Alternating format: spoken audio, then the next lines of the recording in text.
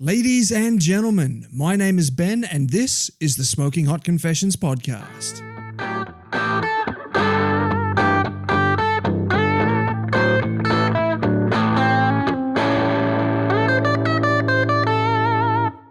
Hey family, I hope you're well wherever you are and you got that thin blue smoke rolling. This is episode 15 of season 5, and this episode is very different from anything you've heard from Smoking Hot Confessions before. Typically, SHC podcast eps are quite structured and have a clear purpose and outcomes. For this episode, I was chatting with Nick from Scotch and Smoke and Matt from Shire Smokers at the Kangaroo Valley Craft Beer and BBQ Festival when we decided to flick on the audio recorder. Shark Island Brewing saw what we were up to and made sure we had all the hydration that we'd need. The result is a kind of relaxed fit episode, which, when I think about it, is probably perfect for barbecue. Make sure you let me know in the socials if you like this style of episode, and if enough of you are into it, I'll add it to the roster for 2020. Oh, and there are a couple of bad words in this episode, so if you're listening with kids, you might want to warn them. So without further ado, grab yourself a beer and some mates and join Matt, Nick and myself as we chat barbecue on the first ever Smoking Hot Confessions After Dark episode. This is the internationally awarded Smoking Hot Confessions podcast with your host, Ben Arnott. How long's it been since your last confession? Hey folks, it's Ben from Smoking Hot Confessions here. We're doing something very special here today. We're doing a Smoking Hot Confessions After Hours podcast. So the competition's finished for the day. The crowds are on their way out. And some of the competitors, I've managed to grab a couple of the pit masters here. And we're going to have a good old yarn just before they have to go into their tents and start prepping things up. So I've got Matt from Shire Smokers and Nick from Scotch and Smoke. Matt, welcome back to the show. Nick, welcome aboard for the first time on the show. Yeah, g'day, mate. Finally get a start. Yeah. Good to see you again, Benny. Always a good time when I get to hang out with you, Matt. I do want to give a quick shout out, and I'm just going to try and get this in the recording. There we go. Quick shout out to Shark Island for supplying us with a couple of nice, cold, refreshing ales while we do this today. That was very nice of them to do it. So, fellas... And cheers. And cheers, yeah, better do that. Sorry, very rude of me. Fellas, I understand this is a bit of a Northern Beaches, Southern Beaches grudge match. What's all that about? Oh, we just hate each other. Yep. Northern beaches have way better beaches than the south, so they're just jealous. It's big cool. You know, like, they're pretty insular in the peninsula, you know. They don't have a train line. They're not accepting of people, irrespective of recent current events, you know. It's, actually... Only got one head. Yeah, well, jealous. You know, no. 2 heads are better than one, right? Maybe. Nah, it's all good fun banter. Yeah. I think just Matt and I, through our love of rugby and barbecue, always have a bit of a laugh. We've always got along quite well, you know. I think because I think the rivalry's always been there because we come from very similar areas of Sydney with the beach culture and, you know, footy, sports, beers, you know, all that type of thing. So yeah. So I guess then competitive sport kicked off with rugby for both of you then? Yeah. I started playing 10, I think. Yeah. I wasn't much after that. 30 years ago. And it's real camaraderie, you know. It's really about mateship and so on. And we would play Sylvania and Burraneer and all those boys down in juniors, and you just grow to hate each other, really. Yeah, pretty much. Because I think most of it is because I don't know, most people have been to Sydney. It's actually a really terrible place to get around, and there couldn't be anything more punishing than driving north to south across Sydney. And I think you're already angry by the time you get there, even though you should actually probably like the place that you're going to, which is quite similar, but I hate the Spit Bridge, straight up. Yeah, well, we usually draw it up for no one with a passport, but it's all good banter. So did you guys ever actually run on the field against each other? We sort of thought about it. We actually discussed it quite a while ago and went, we were probably either did or a year or so off, maybe in Colts, because you were at Manly and Colts and I was at Southern Districts. Yeah. And be good to go through the old videos and just see if there's some eye gouging going on or something like that. Yeah. From them. Some of the stomping and the back when you could ruck people. I didn't mind that, and it was usually like slower, more portly lads like Nick here that I'd usually get a few on. Laying on the wrong side of the ruck, having a breather, slowing it down.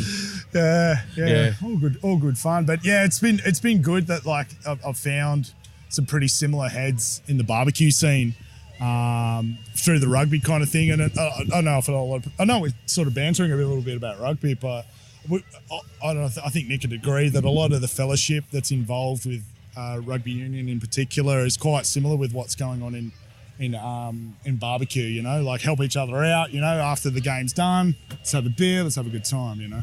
And I think that's what's more important than, I think the relationships, they've always said the relationships that you make in rugby or, you know, and now barbecue are more important than actually the competing and all that type of stuff itself. I don't know that there's any less eye gouging in barbecue, though. Have you seen Matty Staunton today? Oh, yeah, mate. Claws are out over there. He looks like he's been through a ruck over there. Yeah, right. That's right. What was he up to? There's a few teams I don't know. across. He's just got this huge bloodshot eye and it's a bit weepy. And Yeah, right. That's the kids' queue. Gets pretty violent. Oh, you reckon he's picked up conjunctivitis from one of the kids? Maybe. The stage dads are out. Yeah, barbecue dads. Barbecue Because dads. that could actually be a thing, because, you know, there's like footy dads and that. And I've always like, you know, like my daughter's 3 and how old's your daughter? 2.5. 2.5, yeah. And I'm like, I don't want to be the barbecue dad, you know, and it'd be great. I mean, I'm sure you're like that with your son as well, you know. Like, it'd be great if they were involved, you know, and if... Can't wait for it. Yeah. Can't wait. But what am I bantering? You're coming to barbecue comps now. Why not? She's got a plastic Weber, you know. It's like Little League. You know, you bring it through the next generation. I can't wait actually for one of the kids' kids to compete in the big league and just beat everyone. Yeah. That'll be awesome. Well, have you been following Ty Machado over in the States? No. Because that's exactly what he's done. Really? So Joey Machado's kid Ty has been coming to barbecue competitions with his dad and watching his dad competing. He's just turned 16, which means he's eligible to go into the adult comps, and he is murdering them. That's awesome. He just got filmed. I forget the name of the website now, but there's a website that's running a series of video classes with champion-winning pitmasters. So there's Sweet Swan of Mine, Mark Lambert, like all those kind of really high-level guys. Is that one Sterling's on as well? Yeah, I think so, yeah. And Ty Machado. That's awesome. So this 16-year-old kid is just slaying them. Yeah, well, I listen quite heavily to Malcolm Reed's podcast, How to Barbecue Right. Isn't that a great source of information, and all the videos that he does for the barbecue community? Like, just throws it out there for free, you know, where there's guys these days that are, you know, charging for classes online and stuff, and the content putting out. But he was talking about his kid.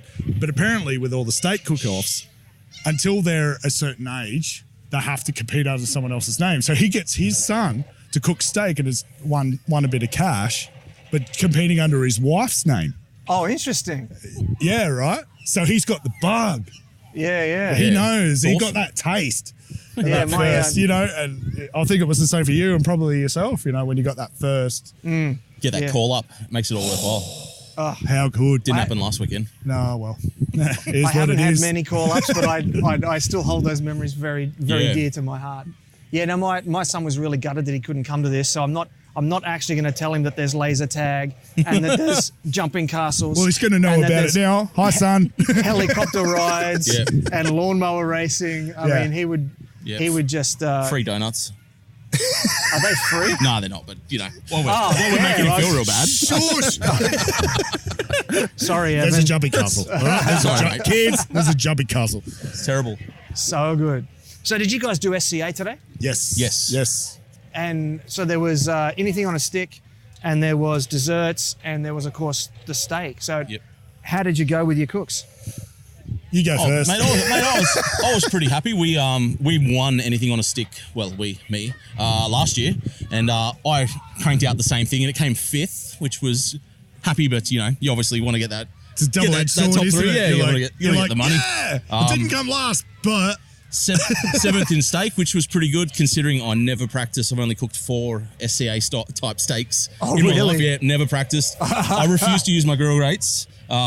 Just had another crack, and I think judging last week. Do they make grill grates big enough to go in that giant Radar Hill trailer? No, we use the little Heston cube, but at home I won't use them. I use the other side probably more than anything. The flat side, yeah. Yeah, you get a bit of the griddle side. Yeah. But and then I think dessert got 14th, so not a bad day at the office. Yeah. I just like it. Unleashes the creative flair a little bit, you know. Judging last week was a big help as well. just sort of refine flavor profiles. Found a lot of people just going way too salty, way too much Really? Yeah, there was some stuff in there, a couple I of now spat know out. why I'm going wrong. Yeah, I think people are trying to put too much flavor into these steaks, and I think you just don't want to piss off the judge. Basically, you just want to have a nice balance. Keep it simple, you think? Yeah, and if the last one I didn't do so well, so we just brought it right back. SPG, bit of pecan, and then in a butter garlic bath sort of thing before it went on the grill. Came 7th. So do you salt bath it then, or are you trying to avoid that extra salting? No, I try and avoid it.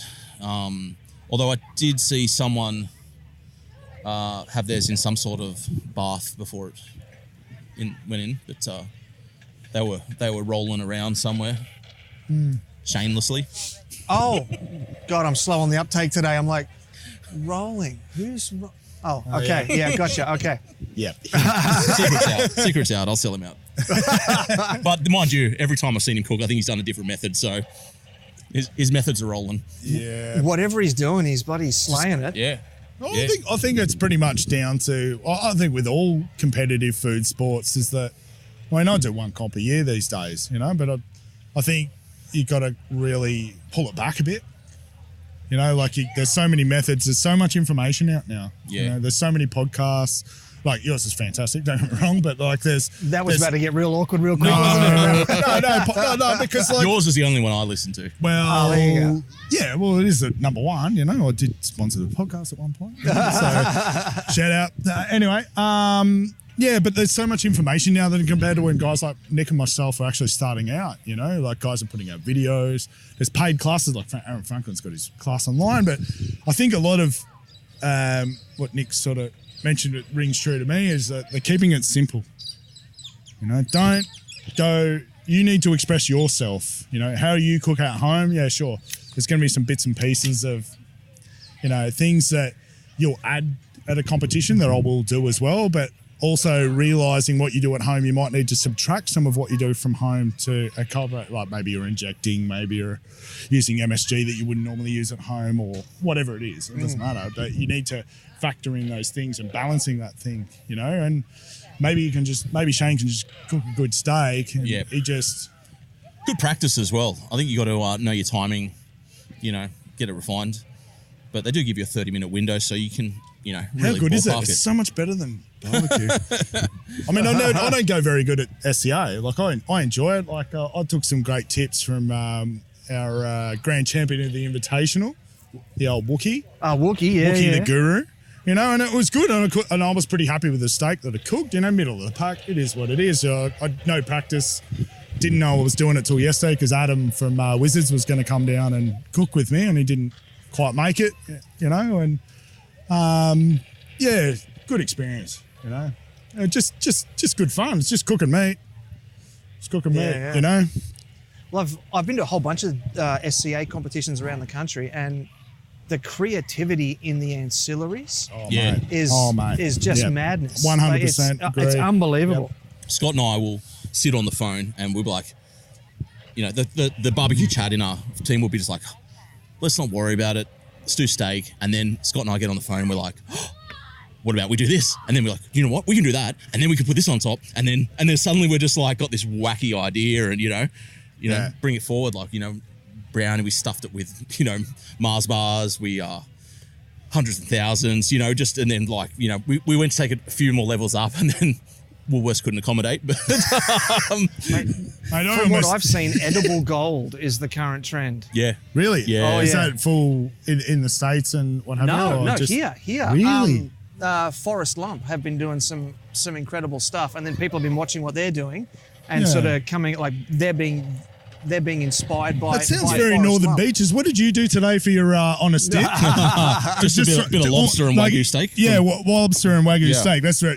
Throw it. You might as well be throwing 50s in the box, Nick. I was off Ferry Bower this morning. It's 3 a.m. trying to find a lobster. Jesus, it was hard. But sure, mate. Sure. we had to improvise. But per chase. Yeah, no, I think just letting the creative flair go, and judging last week really sort of opened your eyes up on a few things. But taste profiles and just that creativity, and you can do something, but you really want to hit that creative straps and be the only one sort of doing that, or the first time they've seen it, and so on. So maybe that's why I didn't do so well, because I've recycled a few ideas this week. But it's it's good. I mean, we did what we do for tacos. One category we did we turned a garlic naan into a taco and filled it with like chicken tikka, butter, butter chicken sauce, garlic, mango chutney in there, and dude, I'd have given that 10. And 100%. yeah, we got the highest taste score, but I think appearance lacked us. But yeah, it's just like, what wacky shit can we do? And we're lucky enough to have a chef on the team, but he wants nothing to do with it. But he hates it, doesn't he? Yeah, he wants nothing to do with it. Yeah. Why? Because he's a chef. Yeah. And they're angry. Because he doesn't date. Because he follows the Roosters, and he's a loser. Yeah, probably because he's a Rooster. He's like, his team's in between us. There's the third beach of the barbecue podcast, which is really weird, because Cronulla fans are supposed to hate every other beach team, and that's the Roosters and your mob. Yeah, no, it's going to be good. Next year, Scotty's moving to England, so it'll be Brad and I on the team. Oh, righto. And we may do some sort of... It's new news, yeah. Yeah, new news. Yeah, we might do some sort of master chef type recruitment where we can make people compete off to be a team member of Scotch and Smoke. Fight it out. Yeah, pretty much. Something. It should be straight rock off. Yeah, maybe a dance off. We're always promoting those. I like rock off. Trusty rock. Okay. After coming last in pork last week, I've kind of got to ask, but I'm a little bit scared. What is a rock off? Scissor, paper, rock. Oh, scissors, paper, rock. Okay. All right. Sounded way more complicated than that. Yeah, so if there was because Scotch and Smoke, they kill it. It's probably, from the early days, probably the only team I'm not beating. I don't know that. No, I've never You should beaten have come to the Invitational last week. Well, there was some seriously good competition out there, man. Yeah, let's talk about that. Let's talk about I went out there on the Saturday. Yeah, such a great event, and I've got to give a massive hats off to the Black Bear guys putting that event on. Wow. Yeah, always Amazing. giving back to barbecue community, those boys. Yeah, especially with how prolific that they are with their social media presence, pushing barbecue. And yeah, look, it's a decent sized business though. Yeah. In barbecue, not only here, but probably internationally, man, because they've got a few locations and they do the pop-ups. I was going to say, did I see that they've opened up a second location now? Third, Wetherell location Park. now. Wetherell Park's a place that, like, someone like Nick, I'd actually have to, like, Waze it, Google Map it, and use probably 3 other location If the boys could open up on the northern beaches, that would be great. But I think they're opening up one out that Windsor way as well. Yeah. Okay. Yeah, so 3 on the trot. But yeah, the boys are always giving back to barbecue. Yep. They are. For us, it was, every now and again your profiles don't hit, and we ran some dangerous ones, and vinegar and heat on pork, which is absolutely delicious. Didn't chime with the judges, and we came last. But them's the breaks. Well, you got to have a crack, man. You do. You got to have a crack, man. Like, it's got first at meat stock. But it wasn't like a difficult thing, but you kept it simple. But look, you don't know. Yeah, and just they're probably, because if you say third last chicken. I think about things like this, right? Ouch. Vinegar cuts through fat, right? Yep. And so does chili as well, right? And if you had a whole bunch of tables who were just eating this really heavy sauced pork with fat, and then you hit that one, that could have been, if it would hit the table at the right time, as opposed to the judges, just a time thing. Yeah. That could have killed it. We always like having a bit of fun and modifying a few things, but it was a good event. Good. They managed to recruit a whole heap of sponsors, like All Natural Woodco and new players in the game coming through. Yeah. Which would be good. Always good having rivalry there, and more people throwing themselves into barbecue. Better for barbecue, really. That's But it was such a great. Is event. that Russ Cole out of South Australia? All natural. All Natural Woodco. No, it's some new guys from Sydney and Brisbane. Yeah, I wasn't familiar with the brand, but now I am. But like. Back to I caught up with Hayden from Black Bear while I was there, and I brought my wife was out at a trade show. Anyway, sounds like a very official thing to do. Yeah. Look, my wife's pregnant. She went to the baby show, right? So it's all out there now. Okay. All right. So, all right. Well, congratulations. Thank you. So I've been as I've been seeing everyone, I'm trying to sort of tell everyone. Anyway, long story short, I think you've just told everybody now. Well, told a few people. It is what it is. I don't know how many of my closest family and friends they're probably sick of me talking about barbecue all the time. So I don't know if they're going to listen to your podcast, but either way, and there's no harm, no foul on you, but. No, sure. I'll choose not to take offence to that. No, you shouldn't, because I really do talk about barbecue a lot around my family and friends. But so I took my daughter out there, and the Black Bear guys went and hired all these jumping castles and rides. So all the rides were free on admission, and I saw Hayden. I was like, dude, like, sick that you did that. I had a little train ride. I had to do like 10 laps of this little train ride thing with my daughter, and I was stoked. You know, that like I could take her out there, and I was hoping that, because I wanted to go see all my friends and stuff. I thought, oh, if I get 45 minutes out of her, I'll be happy, and I'll drive her back, and she'll have a nap in the car. Great. But the Black Bear boys really do think about the whole family thing, and I think that really transcends with what we're talking about with barbecue and how family orientated and how we all see each other as family as well. You know, and I was really stoked that, you know, like, doing the rides and jumping castles and stuff that was there, and they've got some big plans for next year. You know about those? World domination? World domination. Yeah, why not? Yeah, but they've got some irons in the fire about that competition next year. So in terms of scale, because I wasn't there, I was over in Perth for Smoking in the Valley, but I have done a couple of meat stock Melbournes. Mm-hmm. So how is it in terms of scale, like compared to, say, a meat stock? How many teams were there? Very different. Like, I think your meat stocks, you know, it's very meat-based festival, you know, targeted at carnivores and, you know, more or less, maybe not. Jay might kill me. But that was more of just a carnival type thing, you know, rides for the kids. Yeah. You know, it wasn't totally just like meat fest. And it was approachable from like a cost perspective. Like, it was 10, 11, 12 bucks for my daughter. Whereas if I went to any other festival, or even if I went to a public school fete, I would have spent a ton more cash getting my daughter on a bunch of rides. Public school fete, like, and it was 12 bucks and it was unlimited rides. I'm kind of going somewhere with this thread. So I understand that the prize money was what, 40 grand or something? 50, I think, in total. 50. Yeah. It was a $50,000 prize pool. Yeah, What do you huge. What do you think that says for the state of the barbecue scene in Australia, that in 5 years we've gone from a $5,000 prize pool to like $50,000 prize pools, to the point where we're now attracting Americans to come over here. And Canadians. And Canadian. There was actually a Nigerian team that was going to come over. But their visas didn't get approved, unfortunately. Yeah. But I was having a look at that, you know. Which was sad. It was. It kind of felt... And, I'm sure they could have cleared it all up with an email, though. Like, you know, Yeah. dear sir, I'm writing to you from Nigeria. I wanted to make that gag, but I feel... They were just bringing some on their millions, I think. Their Insta's got some good barbecue on it. Yeah, we joked. They were actually the main sponsors of the event. Like, they were going to roll in with like $45 million in gold bullion. I thought it was a Nigerian prince. We joked, but those guys were actually travelling quite well. You know, Adam O. Yeah. From Wizards, right? He's got a Nigerian background, and I was chatting to him about it. Yep. And he goes, "What do you think?" And he goes, "Yeah, it's BS." You know, like, they seem pretty legit because, mate, if they could get into the States, go see Rodney Scott. Yeah. There was pictures with them with Rodney Scott, and, you know, all these pitmasters in the States and stuff. Like, I'm a customs broker by trade, and now that umbrella of what we deal with is with immigration and stuff as well. And look, there might be some sort of stuff that is in the background that might have knocked them back, and I'm really disappointed that they weren't actually able to come. And I did see their name on the poster. I thought, that's damn cool. Yeah, it would have been awesome. Yeah, I mean, the more teams that come internationally, the better, really. Like, absolutely. Yeah. Look, how cool would it be to go to Nigeria and do a barbecue? Cool. Yeah. I think it's interesting that Australia is now becoming a world destination for barbecue competitions, and we've got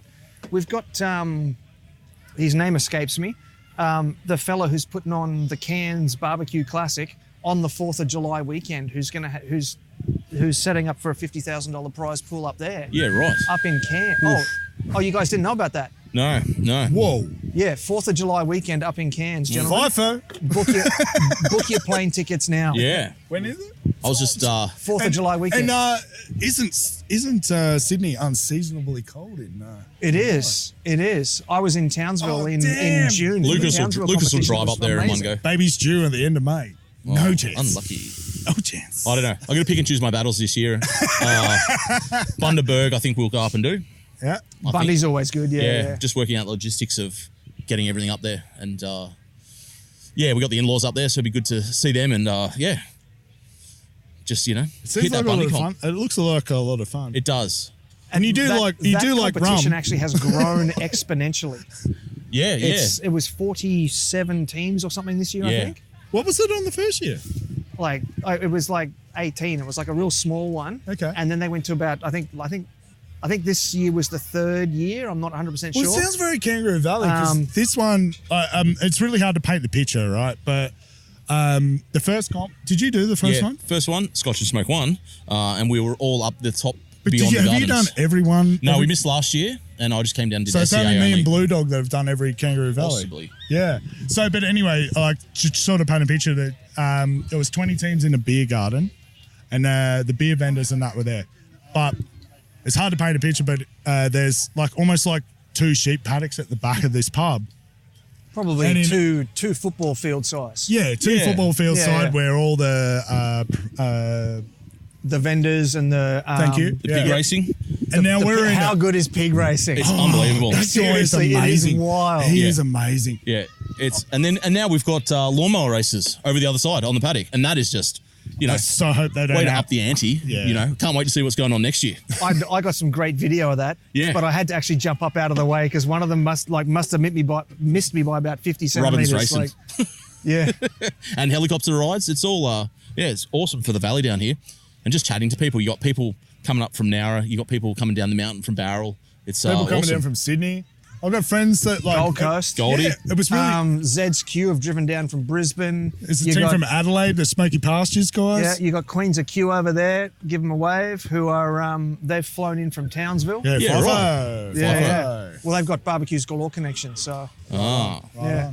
Yeah, no, it's just a good comp, really. I think the ones that are really laid back, do sort of strike. Who was it was Striking saying with that, like, barbecues. we can rock up, we don't need to put fluoro on? Was it you or I don't we were know. in the same conversation? But they're not as restricted as OH&S as some of the Jay's comps are in big Gold venues, Coast, and yeah. they're just they're It's obviously governed definitely by a other people. Common sense barbecue competition. Also being pretty close to Sydney. We're not travelling as far this year for us personally. We did fly into Burleigh and so on, Yeah, but yeah, yeah. Great comp. Burleigh. oh, That's Greg, Well, I right. went as a Yeah, spectator. what are you doing, You Greg came up as Dean? well, didn't What are you you? doing? Yeah. Oh, I Bring Burleigh came back. up. We caught up for a little bit. I think there's a lot more going on behind the scenes with that one. Yeah, Unfortunately, it's just a Yeah. great. Yeah. Well, he's done it just for a 5 years and now. he's just a Yeah. sharp operator, and he's just such a good guy. And cheers, Greg, if you're listening. Yeah. But, like, Cheers, Greg. Yeah. Greg is amazing, man. Australian barbecue owes a heck of a lot of debt to Greg. I don't know if everyone's seen it online, and if you look up the barbecue, I think if you Google or look in the ABA group or something, the Australian Wood Matrix, it's called. Yes, that was him, wasn't it? That was him. Yeah, that was yeah. him. So when in the early days on the old Aussie barbecue forum, we were all trying to work out what woods we could use. Internet forums. I remember Oh, them. yeah. Yeah, PHP kind of Creepy deal. chat rooms. Yeah, straight up. Everyone using handles and stuff and no photos and all that sort of You stuff. log in and you're like, hi, and the first Yeah. comment back is ASL. Yeah. Creep dog millionaire. Yeah. Kids today will have no idea what we're talking about. Yeah, I know. It's really, you feel really old when you're talking about old school internet. Yeah. Where you turn the computer on, went and did something, and came back to it. Yeah. Yeah, but like that point of reference really, from my opinion, and I think also that flavor wheel thing that Jay did as well. Yeah, that's really cool Yeah, too, yeah, yeah. because I feel like Jay, if you're listening, sorry if I'm speaking out of turn, I feel like he took that and then kind of pushed it another way with the whole salt, talking about spices and sugars and stuff like that, because looking at everyone, and that was very community based. That was the very first. That wood matrix was the very first community based thing. Like, oh, hey, have you tried ironbark? And everyone's like, yep, ironbark, it's good. And now it's like the staple. Yeah. Yeah, pretty much. You know, It depends where you go. Perth, it's jamwood. Yeah, that's right. Yeah, I was we get a listening bit to your over here podcast from about that. Ample Firewood. How does it smell? Jam What's wood it supplies. like? Delicious. Yeah, it's great. It smells beautiful. Burns hot as well. Dude, how Yeah, does yeah. it smell in comparison to, say, most of the other Like jam. actually? It actually does have a kind of a sweet smell though. Yeah. It actually does smell like really nice. Because Yeah. ironbark, when burnt right, kind of has a very kind of subtle, but sometimes like a sweet afternote, I feel. When I'm cooking on my offset at home, I will actually just run ironbark. Yeah. I don't typically bother with trying to put in oak or pecan and that sort of Or stuff. throw some cherry in for Because colour or I anything, grew up right? on a farm in the Hunter Valley, Yep. Yep. and ironbark was all we had. Yeah. And so we would do things like we had a wood-fired stove inside for heating the house, and we never used it, but you could cook on it if you wanted to. But we'd do things like we'd run around and we used to cut down the old dead trees and use them as fence posts and things like that. So you get left with a stump on the ground. And so to keep the bushfires down, you then run around and you pick up all the leaf litter and the tree branches and all that sort of stuff, and you build up a big bonfire around the stump and burn the whole lot out. Burn it out, yeah. And so that's how I got introduced to live fire cooking. City kids from the Yeah. beaches. What do we know about that? I Yeah, just so that's how. burn the backyard down. Staple for my parents. Yeah, well, So that's how I got introduced to live fire cooking. Was literally cooking on these, like on the edges of the bonfire. Yeah, right on. With an old fry pan and some sausages, and literally reaching out as the heat of this bonfire was like literally tanning my skin. Reaching out to put this fry pan on the wood fire. But ironbark's pretty much all I know, and so when I cook on my offset at home, I just run it on ironbark. Yeah, I think, comp-wise, guys do throw a lot of fruit wood around. Now but competition is different. Yeah. But maybe I do love personally, cherry. maybe for a bit of extra colour and so on. But oh, straight up for that. For me. I don't think there's many people out there will be able to tell you exactly what wood you cooked with. No. If you put fruit wood in. Look, I think like, and sorry, going back to the wood matrix, is I ended up. There's a lot of people out there asking me like, how do I get into it? What do I use? It's like, depending on the type of cooker. Banksia nuts, particularly in Sydney and Northern Beaches and anywhere around Sydney, you'll I haven't find them on tried the ground. Banksia nuts. How are they? Oh my god, they're oaky. Really? Oaky, yeah, good colour, yeah, Because they're Colour- essentially just a seed pod, aren't yeah, they? colour like cherry, but colour like cherry, but tastes like oak. Interesting. Yeah. So I'm painting a picture, but the Banksia nuts come down if you think of your snuggle pot, cuddle pie, all that sort of shit. Yeah, Again, which the is- kids aren't going to know what we're talking about No, again. maybe not. And Kids aren't going to listen to a How- barbecue how podcast they- anyway. But yeah, without getting too PC about the Banksia boys, but no, I always say to people, go and find the ones that are on the ground next to the trees, but when the hairs have actually fallen off. But do not use any nuts that haven't opened. so you don't like hairy nuts? No, that's a fair comment, yeah. I do not like hairy nuts. I don't like hairy nuts. Stay away from those ones, kids. Yeah. You walked right into that, mate. I'm Once a sorry. week. Shout out to my wife, Monique. No, because the hair on the Banksia nuts, just Google image it right now if you're listening. Please don't Google image search hairy nuts. Yeah. No, just Google Or image Matt Harrison. Banksia nuts. Or Yeah, Matt yeah. Harris in front of that search. You never know what's going to pop up. Well. That's another side note, though. Like the Banter. staying away from hairy nuts. The wags of barbecue, the ones that are staying behind, looking after the kids, that allow us to come Why do you away. think I shouted out to my wife just now? Why do you think I did that? It does always seem like they play up a little extra when Dad's away, and Yep. This competition for me, this is the 15th competition I've been to this year. wow, Plus 4 Shake weeks my away. hand, man. That's Plus 4 weeks amazing. away in America. wow. So my wife and son came with me on that trip to America, but the rest of it's like I don't want to say she's let me, but like, you know what I mean? Like it's a it's a negotiation, as we know. That's right. And, you know, she's Pick your battles. she's been flexible enough to... Oh, well, to be fair, your know. missus is from over there, and if it helps you get over there so you can get back with family, and I mean, we've got a similar thing. Well, my wife's from Montreal, and any excuse that I can get back there, and, you know, when there was a barbecue competition there, I was happy to go,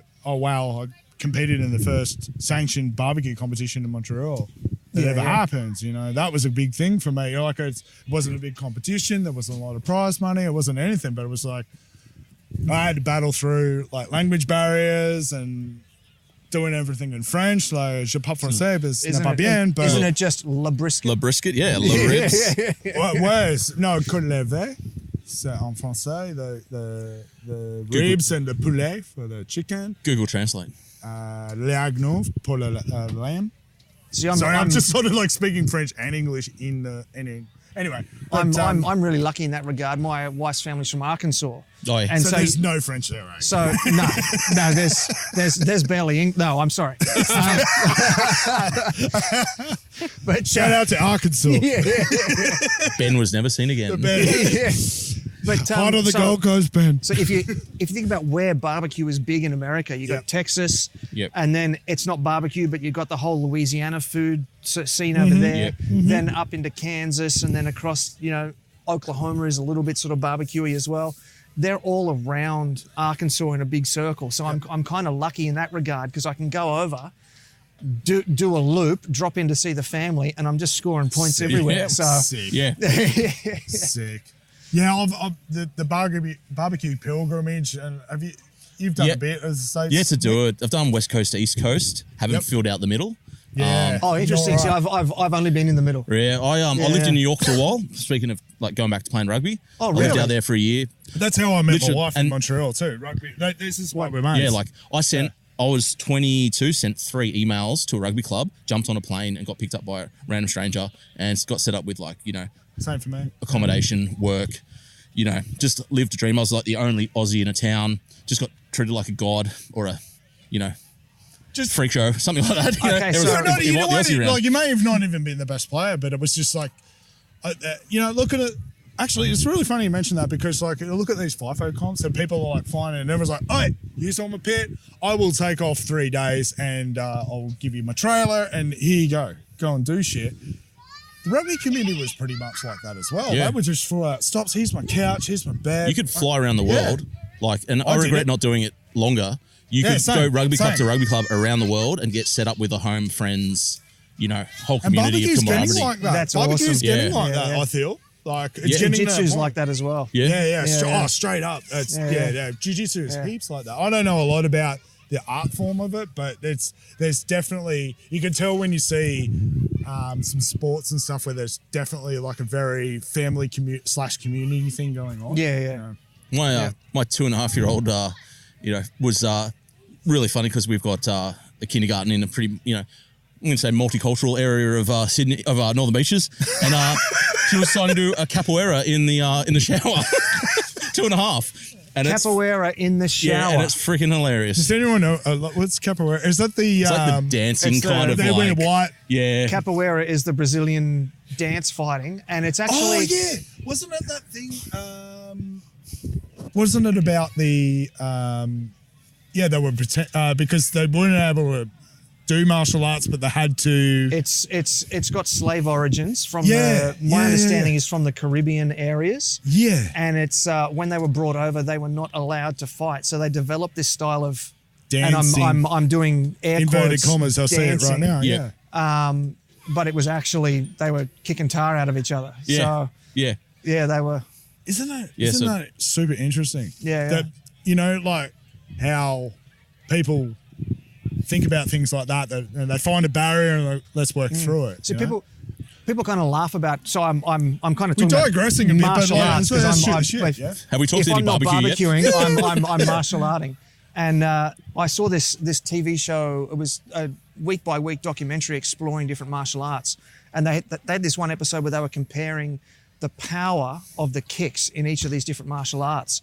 And this guy, it was like taekwondo, karate, Thai boxing, you know, Yeah. all this sort of stuff. And out comes the capoeira guy, and you can see the the other guys, the taekwondo, the karate, they're kind of, elbowing each other and chuckling and stuff. And the capoeira guy just goes, whoop, boom, and had like double the power behind the kick of any of the others. Look, my wife's a dancer and I was a rugby player. And she's kicked tar out of you many times. Yeah.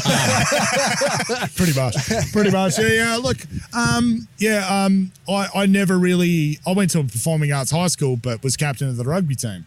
It was sort of one of these things where, where dance wasn't really on the radar, but until I met my wife and seeing things like that, and seeing people's passions and seeing how much energy they put into these things. And I mean, maybe we need to loop it back to barbecue that, and even though it's a young scene here in Australia, and it's been 5 years, like how you see, whether it's dance or martial arts or cricket, sport, rugby, which is a big thing for Nick and I, how much energy that people can put into their passions. And it'd be really, really cool if a lot of people who are on the periphery, there's guys here that have never really known how to cook.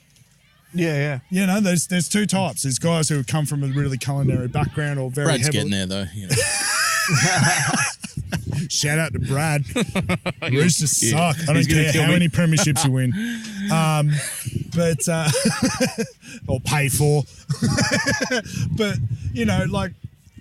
it's really interesting to see, I know it's probably just the psyche of us in Australia. Like, we like our passions and hobbies, and seeing guys. We love a good bit of competition too, which I think really ties into this barbecue scene. It's like guys like us that are in our 40s that, I've been into martial arts, you guys have been into rugby. Yeah. We it's getting harder to do those things. Yeah. But we can still get that competitive fulfillment and that mateship and that camaraderie from this scene. Well, we were just actually talking to a guy from Canberra just before. Remember the guy, the big fella? Yeah.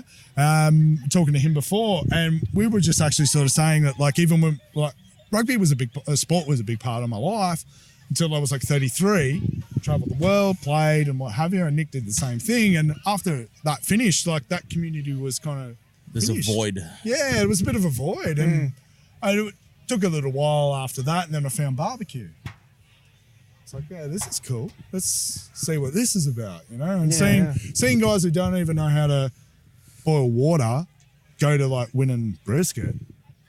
I think that does my head in, and that's amazing. It's great. I think if you delve deep enough into most communities of activities, you'll find that sort of community somewhere of people willing to do. I mean, I got real deep into fishing, mind the pun. And there'll be guys they'll be like, bring the boat out to me. Yeah. Down my end of town, we don't have boats. They'll be like, bring the boat out, I'll weld it up for you, and guys will, give you their marks, guys will go above and beyond for you. So, I think if you just delve deep enough, and you got to throw yourself in the community as well, just to find those people. I thought you were going to say throw yourself in the deep end there. I was like, stop it with the pun. It was good. It hooked me pretty good. It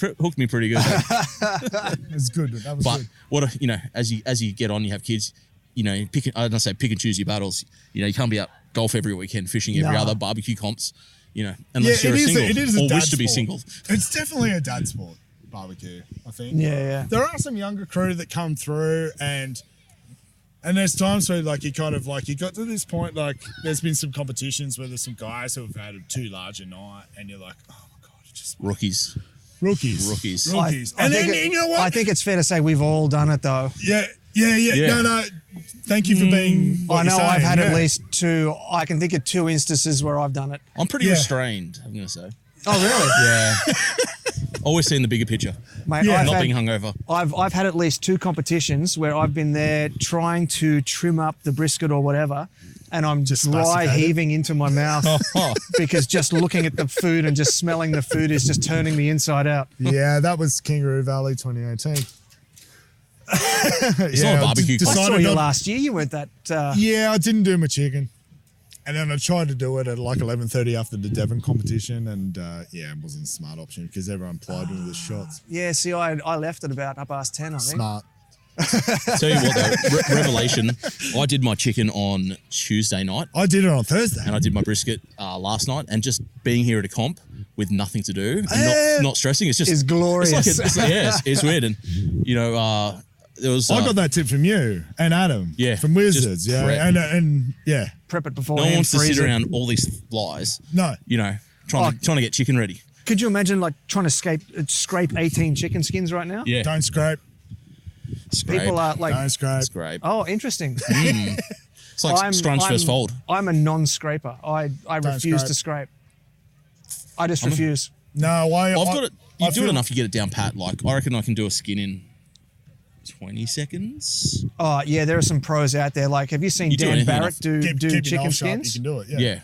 Wow, Dan Barrett doing chicken skins is inspirational. Have you Yeah. seen it? You just, Yeah. Yeah, you should video it and show everyone. you do Yeah, anything yeah. enough, you just do it quick. You know, you put it down, work the knife one way, work the knife the other, done. Like, square it off. For me, I No I scraping, don't cutting. I don't like taking the Yeah. fat. I don't like Yeah. taking the fat out of the skin.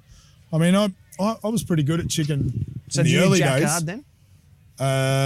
No, I do now. Okay. But early days of back in 2016, 2017, I was doing the lollipops. Oh, yeah, okay. Yeah. So, like, I mean, Do you reckon they're going to come back? I feel like No, my full wife drums. was into me this week and said, Full drums. Actually, yeah. yeah. I've been talking. I've spoken to. Remember, we spoke to Myra and Mixon about it when we went up to the. Yes. Making a comeback. Yeah. Over in KCBS they are. Yep. Yeah. Yeah. I've seen it starting to bleed through here as well. Wasn't that a good Yeah. day? Do you reckon there's like, you know, that bit of the judge that just goes, these guys have done nothing? Yeah. No, but like, you can't judge what's not in the box. but there's but yeah, imagine no, that. you Here's can't. my chicken. I've but done there's nothing. there's some intricacies. Like I was fairly. Chicken was my stronger category. Chicken and ribs were back in 2016, 2017 were my stronger categories. And what I used to do the lollipops, French the bone. But there's like all the tendons and that little bone that goes up the side of it. The The pliers, splintery thing. pliers and pull Yep. it out. But there's two schools of people who are chicken that have worked out. That there's people that like lean and the dark. And I didn't even realize, I thought that was a very North American thing with turkey and chicken like that. But I didn't realize that it was actually a thing here. I had a score with chicken that was a record for quite a while.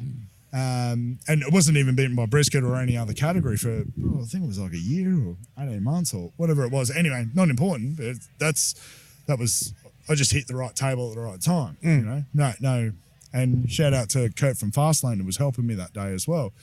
Isn't he a phenomenon? Sorry, I've gone in a bit of a loop there, but the whole scraping chicken skin, the fat underneath the skin, for me, I feel like that fat underneath the skin actually adds to the flavour and texture. Like it actually, if you've cooked it a little bit too far or a little bit under, that on top of the meat that's actually there that they're biting into, that would just add that little bit of texture to it. And it was really funny when we were up in Burleigh. Just no and cupcake chicken. And they were doing that grass-fed brisket category. Oh, yeah. Yeah. So, I won't mention names, but there was a particular team that left a little bit of fat on the top of the flat. The brisket just had a little bit of mouthfeel because there wasn't Wagyu. Yep. Yeah. We are. I think. What did we get up in? I think we got. You did well in I that think we might have category. got third, but That was the or- sponsored category yeah. where you got the. And we went with a different approach. We're like, we're not going to separate it. I'm going to cook it catering style because whenever you have a catering brisket, anyway, fucked it up.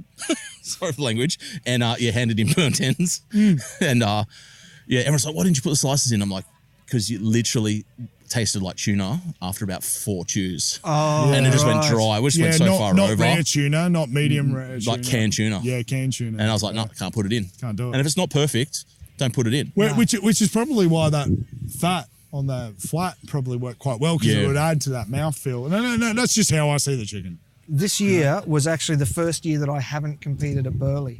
And that was just because I had a whole bunch of different personal circumstances came up. My wife had just had major spinal surgery. How's she doing now, man? She's not doing too bad. She's still she's back at work, which is good. She's still pretty sore, and 3 days at work is all she can do, and then she's got to sort of rest up a bit. Yeah. Well, it's on the up and up, yeah. Yeah. So she had Great. one. Great to hear, mate. She had one disc replaced, another one fused, Wow. and a bone graft. Wow. and it was in through the front, insides on the outsides. Jesus. Yeah, I mean, there was and anyway, we don't need to get into And you're that. still allowed to come away to barbecue comps. You're still allowed to come away to barbecue comps. Yeah, What a good woman. Exactly. I mean, But so Burleigh was the first one in 5 years that I hadn't competed at. I'd competed at all 4 before that. And when Burleigh this year grew to 7 hand-ins, 30 minutes apart, Yep. I was actually quite relieved that I wasn't able to compete this year. It was mental, and it was great to watch as a spectator. We had one knife, one chopping board, and the greatest dish pig in the world, Ribney. Ribney. Where is he? He's down here somewhere. He's flown down today. He should be here by now. Yeah, he should be here pretty soon. But let's find him. He literally, as soon as you put the knife down, he'd take it away, wash it, bring it back, and he saved our asses. Really. Shout out to Ribney, Rodney Ribney. He's Talk the about number someone one dish pig. who's new to barbecue and is just excited about it all. When I was hanging out with the Scotch and Smoke boys up in Burleigh, I fortunately have my family has some property up near, just north of Burleigh, where I was able to stay, and went down, and just to see some guys that are same age group that were just new to it and being excited by it. There were quite a few new teams at Burleigh, actually. Yeah. And it was really good to see. It reignited my passion again. I was like, oh my God, like that's how I felt a few years ago, and it really picked me back up again. For it, you know, and that's I think that's why he's such a popular guy. And then even going back to the camaraderie of barbecue, Chris Davey bringing his pit down from Brisbane for us and all the equipment. Like we flew in like rock stars. That guy's a legend. Yeah. These boys have gone above and beyond. Just like, you know, he's like, don't bring that. I've got it. By the way, Chris did the first Kangaroo Valley comp here. Yeah, he drove came down all the way down for # points chase. That man has put in some miles for barbecue. Yeah, he Crossed has. it, beat him. I don't shit talk. Yeah, no, but, he's he went above and beyond That's the only time. with us, even though someone left a meat pie in his smoker the year before. 2 years we borrowed that bit. Don't know who the meat pie bandit was. Meat pie assassin. But it wasn't us, because who eats a meat pie after a barbecue comp? Really? The barbecue beast. Oh, I don't know. I'm going out looking for Thai food and, you know, Actually, what's your go-to? What is your go-to, Benny, after a barbecue competition? When you've been around so much Like a carne, chicken meat, pad see Well, still chicken. There's not much. It's basically noodles. I'd rather be near beef. I know brisket, but like chicken, after scraping you guys scrape, I don't. But like after being around all the preparation for chicken, I don't want to see chicken for pad see days. It's pad Thai for me. Pad Thai, Yeah. For me, salad. Straight up salad. Just poke.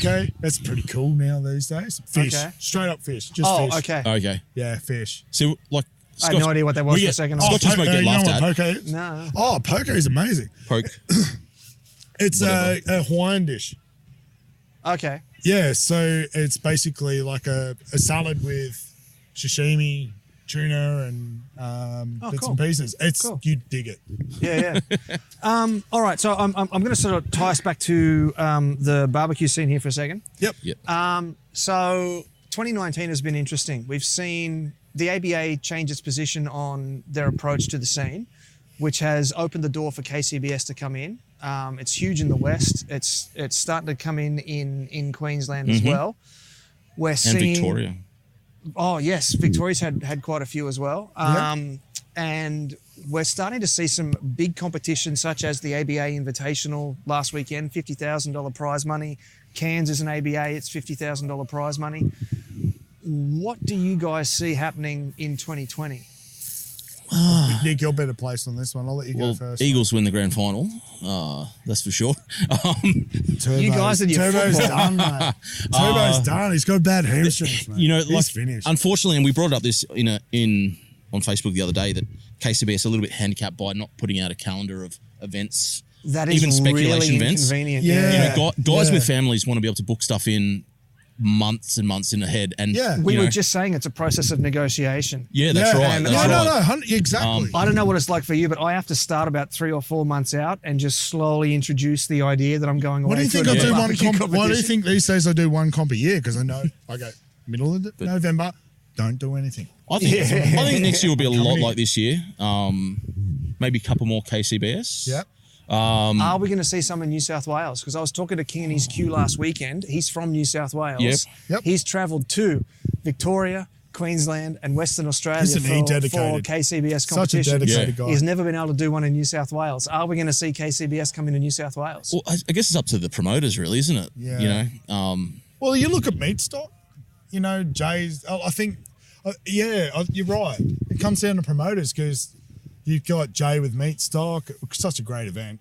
but I think you know, the ABA's got a pretty good stronghold with the points chase. You know, it is a pretty big title. If guys can only go to it's a huge 7 title, comps a yeah, year, they may not throw in a KCBS because it doesn't, you know, account to their points total. I think, you know, there'll be teams that choose one or the other, like King and his Q. We float between the two. I actually, you know, I do, like I said to you earlier, I like the KCBS no BS, you know, policy. It is what it is. You know, there's no complaining to anyone online or so on. They've had 30 years to set all their policies and procedures. It is what it is, except that if you don't like it, don't come. Yeah. I do like the paid qualifications as well for the judges. You look at a guy like Kurt. The judging procedure is really good. I like the fact that they will actually, what I like about the KCBS judging is that they will track the judges and they will actually, the KCBS tells the organisers on the day where to sit each individual judge around the table because they keep track of some Rain Man math happening. Oh yeah. There's some like Facebook type algorithm stuff that I'll never understand. It basically tries to remove the table of death. Yeah. Myth. Yeah, but do you want Myth. that? Like, I mean, I don't know. ABA I'm both sides of it. You know, for me, I just want to go to good comps. And and if you look at Kurt from Fastlane, who is a highly successful KCBS participant. Oh, yeah. Kills it. And in my humble opinion, probably one of the best barbecuers in the country, if not the. Yeah. And is competed at all the events, all those golden events that we would just, as mere mortals with families and stuff, would love to go and do. But he comes down to Kangaroo Valley because he loves it as a good comp. And to answer your question in a roundabout kind of way, whether it's sanctioned by this and that, I think you nailed it when you said it first, Nick, that like it comes down to promoters. Is it a good event? Good events will get good teams, it will get good people, and it will always prize money gets to people thrive. as well. Prize money is a big thing. Yeah. Massive. Yeah. Yeah, I mean, mate, if I was in a barbecue to make $1. No, it's not about making $1. It's Mate, about, I don't think anyone's making dollars. No. So, Yeah, but it doesn't. Like I would take a good event over if I had to choose between the two. I'd take it. And if they put an invitational the same weekend here in Kangaroo Valley, or an open event, or it just something that was just ridiculously crazy for the first time, I'd still come here. $1 million. Everyone has a price, though. what would you do for $1 million? Yeah, I mean, but ABA, you know, ABA are great. They do listen to the wants of the. They are very responsive. Yeah. You know, it's bittersweet. They've removed the Judge 6 score, but you know, quite often Judge 6 might be the only guy at the table knows what he's talking about as well. Yeah, and his score gets removed. So I call it barbecue bingo. It's barbecue bingo, straight up. Hit your flavors. Yeah, you know. look, I mean, there's always a little bit of grumbling about bits and pieces of things, and I understand that because people are heavily invested either financially or through sponsors and pressures from home, like we were talking about. You know, you want to do well, you want to make it worth your while, but it's barbecue bingo, dude. You come here for a bit of fun. Enjoy yourself. Just getting a selfie mid podcast. Yeah. How talented are we? We can selfie and podcast at the same time. And drink beer. And drink beer. Thanks to our Shark Not bad for 40-somethings. Very thankful to Shark Island. I was going to see if I could wave another couple over, but they've packed up for the day. I think we're done. Yeah. Yeah, but going back to that. Yeah, it'd be interesting. Just more comps. The more comps, the better, really. Like, yeah, amen. That's how I see it. You Yeah, know. like I love ABA. I don't have a lot of exposure to KCBS, but I've liked what I've seen so far. SCA, I think, is going to get bigger and bigger. Dude, that's fun. They're huge. That is straight up But they fun. are locked in with ABA. That's their loyalty for 2020, I believe. There is a partnership agreement, is there? Which is good, you know. But Yeah, but as that's far as, notwithstanding with KCBS, good, because it's strong in the States and stuff. If they I don't So think it's not any an of them. exclusive agreement, do you know? I don't feel like they don't need wanna to be. speculate, but I think due to the fact that ABA brought them out, I think there's something along those lines of like they'll either be standalone or just ABA. Okay. But, this comp's a prime example for small town, venues and whatnot. You build something every little bit every year. Great little economy. Like People are spending money in town, it was staying locally. Like we were talking about before, like how much bigger it's gotten. It's a destination competition for punters as well. Yeah. I know. There's all people like, I've read people I know from Sydney. They're like, "What are you doing down here?" I'm like, "We come down here most years." Yeah, exactly. Why are you not here is the better question. Yeah, that's right. Who doesn't like beer and barbecue? Fat, old, almost middle-aged ex-rugby players. Craft beer and barbecue festival. Yeah. The end. Yeah, that's right. Tough sell. Tough sell. Yeah. All right. So last question before we wrap things up then. Yep. Because I know you guys have got to get back and start prepping your meats and that. Who are the teams to watch in 2020? Ooh. Scotch and Smoke. No, not us. Yeah. Are you saying that now that Scott won't be in the team, we'll do better? Oh, ouch. Shout out to Scott. Scotty. That's his fourth shout out from this episode. To hear what Nick because says. I don't know. I feel like it's going to be, there's so many passionate people about it. And it's really interesting what you're saying from the KCBS side of things. I think you're going to always see guys like Lance, Fastlane, anyone in Perth, because I know nothing about what's going on in Perth. Well, mate, and there's some killer teams based upon their scores against some of the, who I consider the illest barbecues in Australia. Looking at, and they travel to go over. Like these guys are like packing up crates and sending their stuff over to Perth from the East Coast to go and because they're competitive. But from an ABA perspective, you don't know because you don't know. Because there's a large calendar of events, you don't know who's booking in what. Once we start knowing who's booking in what, maybe we might have a better Butterscotch idea. Barbecue.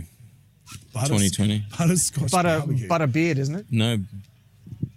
They're changing the name? Oh, Who hang on a knows? minute. Who knows? Wait a minute. Scotch and Smoke are merging, are they? You never know. You never know what 2020 holds. By the way, if anyone doesn't know Nick, he's the biggest troll in barbecue. You can't make memes in podcasts. It's terrible.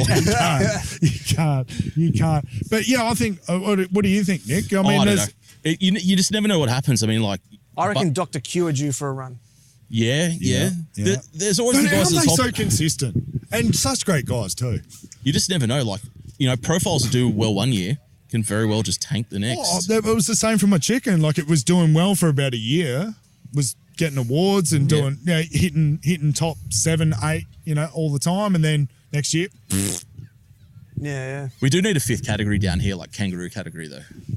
Okay, I'm glad you said that. I actually want to see in Australia, I really want to see some Indigenous categories. Yep. I want to see kangaroo, I want to see emu, crocodile. I would love to see those sort of things. Yep. And I don't know if it's commercially available, but I reckon goanna would be killer. Yeah, look, I think that's a really There's a few interesting- wombats on the way. I try to cook Indigenous. I almost hit one last year on the drive down the valley. It's a tough sell for me. My wife grew up in rural Canada, so eating game meat moose and deer was normal, and believe it or not, quite similar in terms of how you flavour it. Very sweet beetroot, all these types of things are very good with kangaroo and game meats in inverted commas. You do a chef's choice. Yeah, like with kangaroo, just whatever dish you want to put in. I think it's a hard sell I love what you're saying, Benny, and I think it's going to be very niche. And do I want it to happen? Absolutely. But until I think that kangaroo, which is the most sustainable meat that we can have in this country, and we've got a lot of sustainable producers of meat everywhere, until that becomes on a dinner table at least every fortnight in Australia, it's not going to happen. And it's not happening now. Interesting. Interesting opinion, yeah. I'm very passionate about using, we're going back to the banks here, using Indigenous woods, using Indigenous meats and stuff like that. That's something I've been just working in the peripheries, doing some bits and pieces and stuff. And I would really love to see that happen. But I think it's not an end game for me, I think. But I love that I've just discovered that you're passionate about that as well. Closing thoughts, Nick? Not many. I just thought about how many times I've been down here and never seen a kangaroo, to be honest. I saw one this morning. Was it sleeping on the side of the road? No, hopping across the Sleeping, paddock. again, inverted commas. Get well soon. Shout out to all the wombats. Seen a lot of wombats. A lot of wombats. Both hairy and not. But saw a kangaroo in Kangaroo Valley. I've come down to every competition for the first time this weekend, and I was stoked. There you go. I'm more interested in seeing who hits their straps tomorrow. Yeah. Will it be Gorillas in the Mist back to back? Will it be, That'd be cool, wouldn't it? Fast Lane, Rolling Smoke? No, it wouldn't. Will it be just a random? He's had his moment in the sun last weekend. He can get bent. It's always good to see random teams get call-ups. Oh, yeah. Isn't it? I love seeing new teams get call-ups. Yeah. Because that was like us for the first time, dude. I go there's take a that same difference pleasure in as the well. shout. There's Yeah. a difference in the shout between when guys that are seasoned like you guys get a call out. Texas getting Well, a call. I haven't taken a trophy for a couple of years. It'll be loud. It'll be loud. Yeah.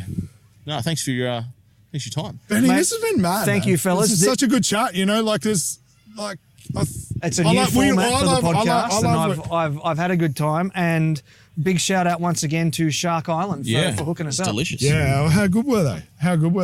Thanks, Benny. Awesome. Got a project you'd like to work on with the SHC team? Shoot Ben an email on ben@smokinghotconfessions.com and let's have a conversation. And there you have it, family, the first ever Smoking Hot Confessions After Dark episode. What do you think? Do you like the new format? Let me know in the socials, and if enough of you are into it, I'll add it to the 2020 roster. Huge thanks to Nick and Matt for being a part of the show, and also Shark Island Brewing for those delicious icy cold beers. Finally, this is the last episode for 2019. At this stage, anyway. Make sure you stay subscribed for when things kick off again in early 2020. And that's the end of the show. Till next time, take care of each other and keep on queuing. Thanks for listening to the Smoking Hot Confessions podcast. Head on over to smokinghotconfessions.com for recipes, tips, and Ben's own confessions.